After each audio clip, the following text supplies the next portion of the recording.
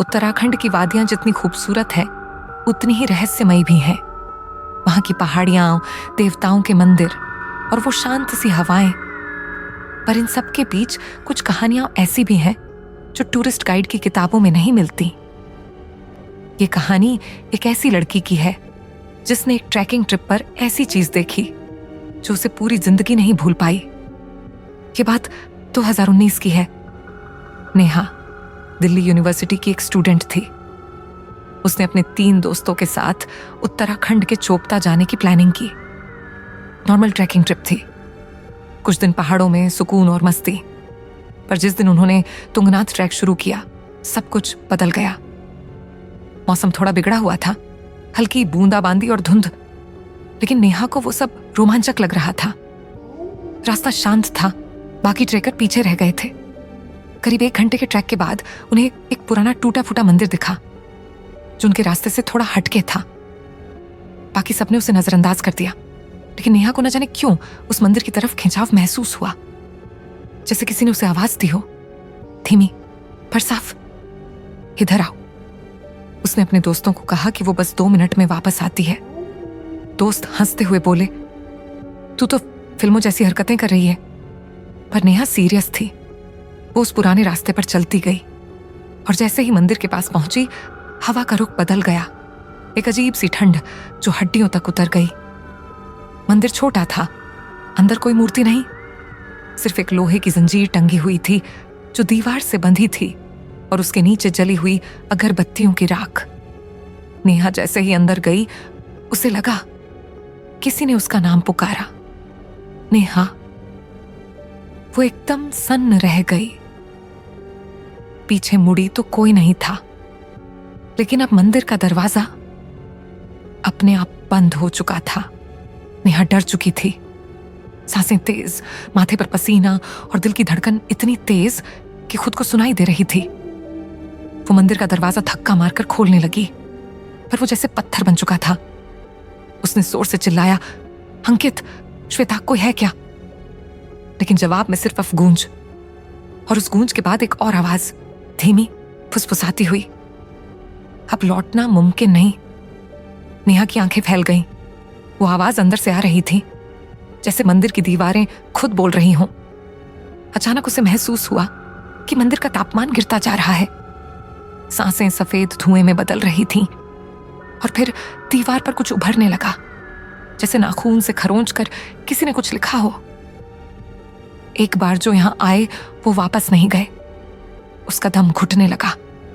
तभी एक छाया उसके पीछे से गुजरी। झलक बस एक पल की थी, पर काफी थी डर में डूब जाने के लिए। उसने मुड़कर देखा, एक बूढ़ा साधु, सफेद बाल, गहरी झुर्रियों वाला चेहरा, आंखें ऐसी जैसे सदियों से नींद नहीं ली हो। वो कुछ बड़बड़ा रहा था, ये मंदिर पवित्र नहीं है, ये तो उन आत्माओं की जेल है जिनकी मौत अधूरी थी। नेहा ने रोते हुए कहा, मुझे जाने दो प्लीज। साधु ने एक आखिरी बार उसकी तरफ देखा और बोला, तू अब उस समय में नहीं है जहां से आई थी। ये जगह वक्त के बाहर है। यहां एक दिन बाहर की दुनिया में 1 साल बन जाता है। नेहा के पैरों तले जमीन खिसक गई। क्या वो सच में फंस चुकी थी? उसने मोबाइल निकाला, कोई नेटवर्क नहीं, टाइम भी रुका हुआ सा। 12:01। बार बार वही, जैसे घड़ी आगे बढ़ना ही भूल गई हो। फिर अचानक मंदिर का दरवाजा खुल गया, लेकिन सामने वो रास्ता नहीं था जहां से वो आई थी। एक नई पगडंडी घने जंगलों की ओर जाती हुई, और उस पर खून के धब्बे। नेहा के पास कोई और चारा नहीं था। वो उस रास्ते पर चल पड़ी। ये नहीं जानती थी कि वो रास्ता उसे जंगल तक ले जाएगा या खुद उसकी कहानी का अंत बन जाएगा। नेहा उस पगडंडी पर धीरे धीरे बढ़ती जा रही थी, जंगल की गहराई में। हर कदम पर ऐसा लग रहा था जैसे कोई उसके पीछे पीछे चल रहा हो, लेकिन जब भी वो मुड़कर देखती, कुछ नहीं, सिर्फ झाड़ियों की सरसराहट, पेड़ों की चरमराहट और हवा में घुली एक अजीब सी गंध, जैसे कहीं पास में कुछ सड़ा हुआ हो। करीब आधे घंटे बाद नेहा को एक बस्ती दिखाई दी। 4-5 पुराने घर, लकड़ी के, पर टूटे फूटे नहीं, साफ सुथरे, जैसे कोई अभी अभी वहां से गया हो। मगर कोई इंसान नहीं दिखा, न कोई आवाज, न कोई रोशनी, सिर्फ एक बेहरकत सन्नाटा। नेहा ने घर का दरवाजा धीरे से खोला। अंदर एक औरत की तस्वीर दीवार पर टंगी थी और ठीक उसके नीचे वही चेहरा, वही कपड़े, वही झुमके। एक महिला चुपचाप बैठी थी। उसकी आंखें बंद थीं, लेकिन चेहरा पूरा साफ दिखाई दे रहा था। नेहा ने धीरे से कहा, कौन है आप?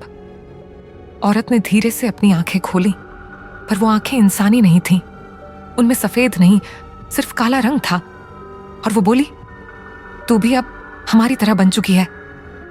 नेहा ने चीख मारते हुए पीछे कदम बढ़ाए, लेकिन जैसे ही वो दरवाजे से निकली, पूरा गांव एकदम बदल चुका था।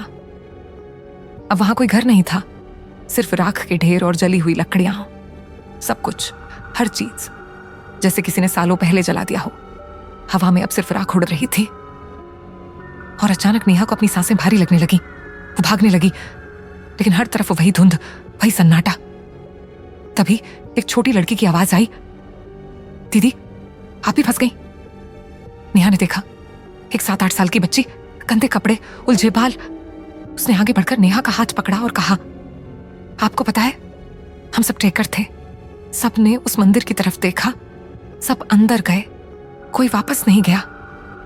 नेहा की आंखों से आंसू बहने लगे। वो समझ गई थी कि सब आत्माएं हैं, फंसी हुई, भटकती हुई, और अब वो भी उन्हीं में से एक बन चुकी थी।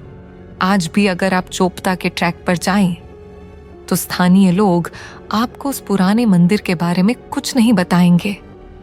अगर ज्यादा पूछो तो वो चुप हो जाते हैं या सिर्फ इतना कहते हैं, कभी किसी ने अंदर जाकर देखा नहीं, और जो देखा वो कभी लौट कर नहीं आया।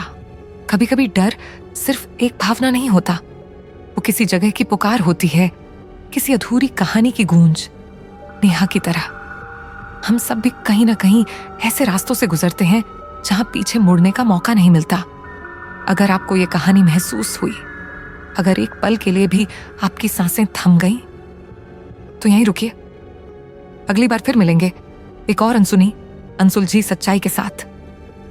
इस चैनल को सब्सक्राइब कीजिए, ताकि अगली बार जब कोई साया आपके दरवाजे पर दस्तक दे, तो आप अकेले ना हो। और हाँ, अगर कभी पहाड़ों की यात्रा पर जाएं और रास्ते में कोई टूटा मंदिर दिखे, तो भीतर जाने से पहले ये कहानी जरूर याद रखिएगा।